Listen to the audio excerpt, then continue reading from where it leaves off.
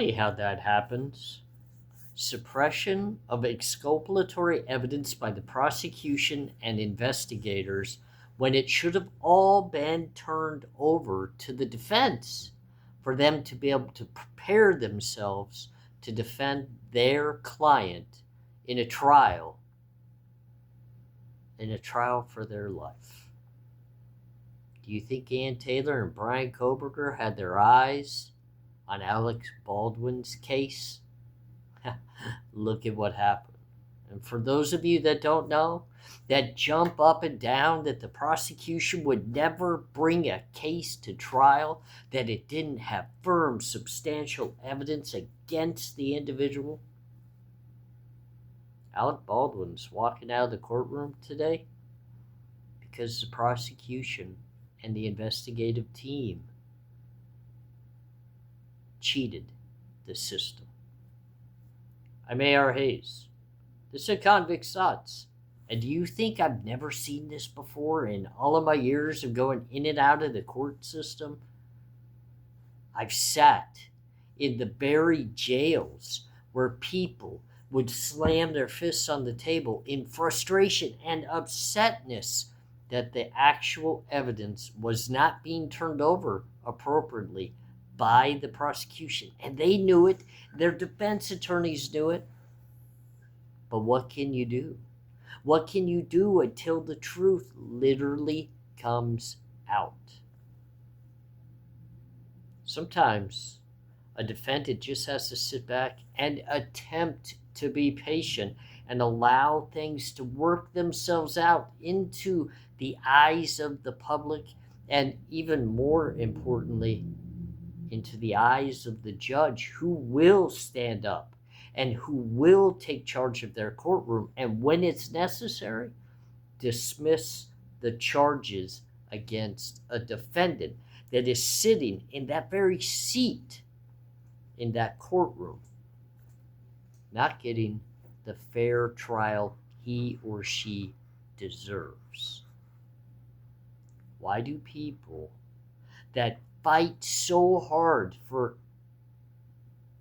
these defendants to be guilty, like the Bryan Kohbergers of the world, everybody that is on that guilt train just wants so bad for it to be done and in trial and over, and Bryan Kohberger losing his life before we even know whether the actual proper evidence has been disclosed in discovery.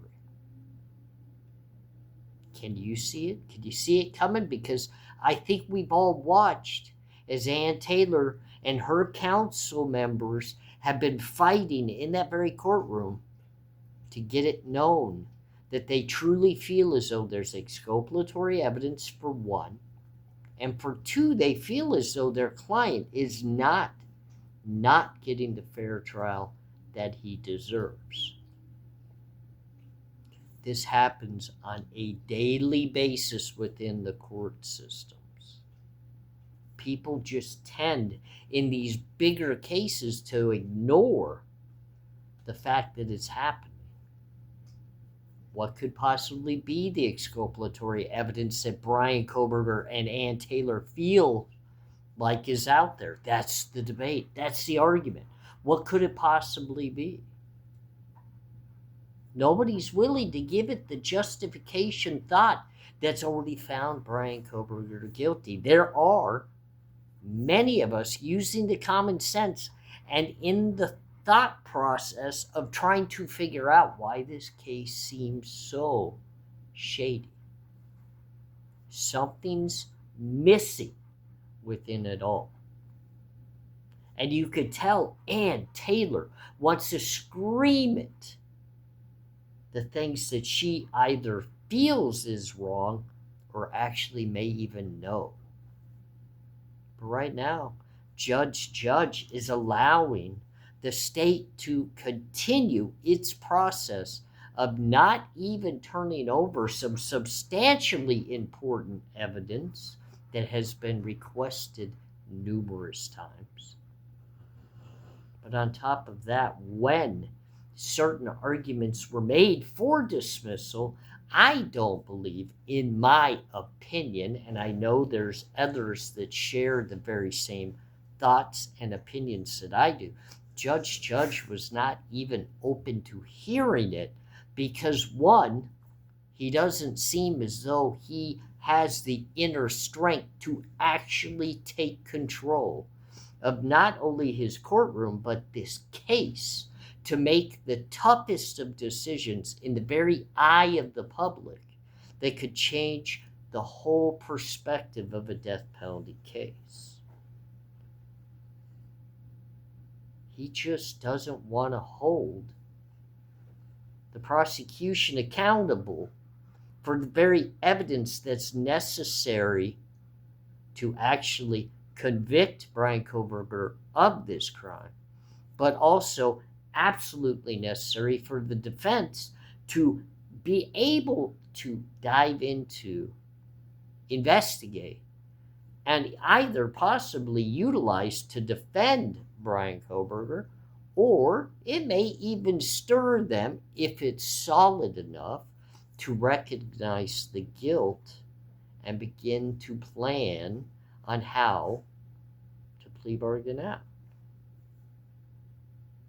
No person sitting in a jail cell should ever plea out until they know for sure they've been proven guilty.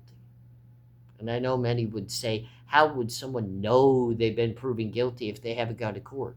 You know by looking at what the prosecution has presented as evidence. Is it overcomable? Is there a way to actually get it suppressed? See, when we roll into the Idaho 4 Bryan Kohberger trial, and I have to give credit before I actually say this, because I was going to roll into this, because this is an argument and a pressurizing discussion that I've continued to make in regards to the justice system. But an individual actually has been hammering it themselves, who I don't always see eye to eye, but I've been listening to a little bit more from the silence of afar, which is Sergeant Friday. He has been discussing in great detail from his perspective what is going on in the justice system in the Bryan Kohberger case, and he's nailing it tooth and nail, just the way that I've tried to do it from a different vocal standpoint. So I have to give him credit for what he has been saying, because it's ringing loud and true into my thoughts. Even more so than the controversial views of the Bryan Kohberger case, you have to look at the actual way the system is working from the beginning to now and criticize that as well. That's where the questions arise from. So when we begin to discuss the very issues of the case, what it's going to come down to for the defense to be successful is what is going to be deemed admissible evidence-wise into the very trial, what will be suppressed, and with enough suppression of evidence, can the defense either prove that exculpatory evidence was withheld, which, ladies and gentlemen, I want to give you just kind of a thought that you need to realize about your freedom and your justice system that goes after the criminals.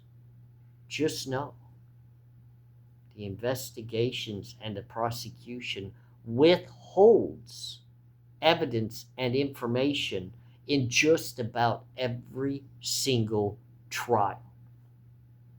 Just some trials are so damning against the suspect, it's a gone conclusion that it's a guilty verdict. But for those that are borderline, ask Karen Reed. Now look at Alec Baldwin. then turn your sights and look directly at Richard Allen and Brian Koberger and wonder, just think to yourself, what is being hidden from you and everybody else that's allowing these trials to even continue without that heavy hammer of guilt? And I get it, people would jump and clearly state that the DNA on the knife sheath in the Idaho 4 is so damning that it has him. Stop it. Just stop. That is not the most damning of evidence against any suspect, much less Brian Koberger, because in most cases, that very type of DNA would be inadmissible, especially if they had deemed that the very crime scene had been compromised prior to the investigators and all of the forensic teams being able to get in and secure it. And people want to argue that it hasn't been compromised. Again, stop it. We know there were individuals in that home before 911 was called, and there's not a single person that can 100% deem and guarantee you what those individuals did in that home before those authorities arrived. There's no proof. Do you think that everybody was holding up cameras and videoing everything happening in that home? I guarantee you it will never be shown because it was never documented. So you can't say who did what in that home. Just like, I kind of have this feeling within me that I want to scream, you can't even prove Brian Koberger was in the home, much less what he did in the home before those bodies, the 4 lost souls were found. What could be the exculpatory evidence that the defense has been very on the scent of since the very beginning of this actual court case? They've been attacking, and Judge has not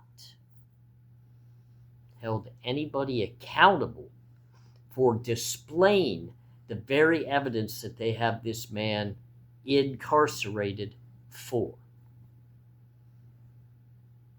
I get it. You have to be patient. You have to allow the prosecution to move through the courts and get that very information to the defense and discoverable evidence. And I do understand that September is supposedly the deadline for all of it. But why September? Why have we had to wait to almost 2 years into this very case for the prosecution to actually turn over very important evidence? It's because our justice system doesn't hold it accountable enough. Could you see something coming in the Idaho 4? Can you feel that there's possibly exculpatory evidence being withheld? I feel that way, and I don't know what it is, but I feel it's being withheld. I feel like major evidence in this case that most likely is already in the very hands, if not minimally the federal agents, but I believe it's actually in Bill Thompson's hands as well, is being withheld to the very last minute. It's a ploy, it's a game, one that Judge doesn't know how to regulate. Yet we watch as Brian Koberger patiently awaits his chance to take this to trial. He's not bowing out. He's not going anywhere. If he has to, it's going to try.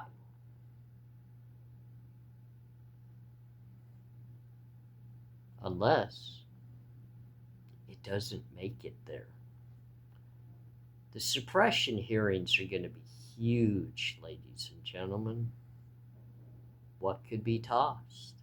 What could be lost in the prosecution's so-called arsenal of evidence? Some say there's so much mounting evidence it's too hard to overcome. I have this feeling there might just not be enough to even get to a trial. Let's watch what our justice system does in Moscow, Idaho, as all of our eyes are fixated on Bill Thompson and Judge, because that legitimately is what our taxpayer dollars pay for to protect not only our communities, but also to ensure fair trials. ARHayes. This and other Convicts thoughts. Hope to see you again soon. Have a great night.